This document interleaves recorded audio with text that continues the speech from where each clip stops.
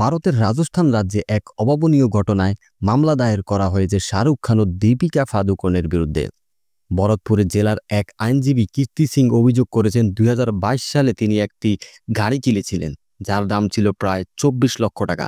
গাড়িটি কিনে ঘরে আনার পর থেকে একের পর এক সমস্যার মুখোমুখি হয়েছেন তিনি। অভিযোগকারীর বক্তব্য অনুযায়ী গাড়িটি দ্রুত গতিতে চালাতে গেলে হঠাৎ কেঁপে ওঠে, কিন্তু গতি পায় না। এমনকি গাড়ির ইঞ্জিন ম্যানেজমেন্ট সিস্টেমও বারবার সমস্যায় ফেলে, ফলে পরিবারের সঙ্গে চলাচলের সময় জীবনের ঝুঁকিতে পড়তে হয়েছে।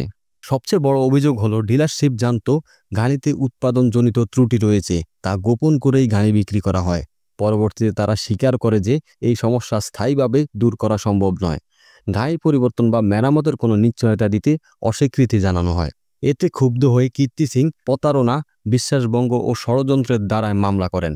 শুধু কোম্পানি বা ডিলার নয়, এফআইআরে নাম এসেছে শাহরুখ খান ও দীপিকা পাদুকোনেরও। ভারতের সংবাদ মাধ্যমগুলো বলেছে এই মামলায় নতুন প্রশ্ন তুলেছে বিজ্ঞাপনে অংশ নেওয়া তারকারাও কিভাবে ভোক্তার ক্ষতির দায় নেবেন। বিশেষজ্ঞরা মনে করেন এই মামলায় ভোক্তা অধিকার আইন অনুযায়ী দীর্ঘমেয়াদী দৃষ্টান্ত তৈরি করতে পারে। শাহরুখ খান বর্তমানে ছেলে আরিয়ান খানের ডেবিউ প্রকল্প নিয়ে ব্যস্ত এবং দীপিকা সম্প্রতি কন্যা সন্তানের ছবি ফাঁস নিয়ে সোশ্যাল মিডিয়ায় আলোচিত। এর মাঝেই এমন আইনি বিভাগে পড়ায় তাদের ভক্তরাও হতবাক। তদন্ত এখনও প্রাথমিক পর্যায়ে রয়েছে। পুলিশ জানিয়েছে সব অভিযোগ যাচাই বাছাই করে প্রয়োজনীয় পদক্ষেপ নেওয়া হবে। তবে এই ঘটনায় ভারতের বিনোদন ও ভোক্তা অধিকার মহল এক নতুন বিতর্কে উত্তপ্ত হয়ে উঠেছে।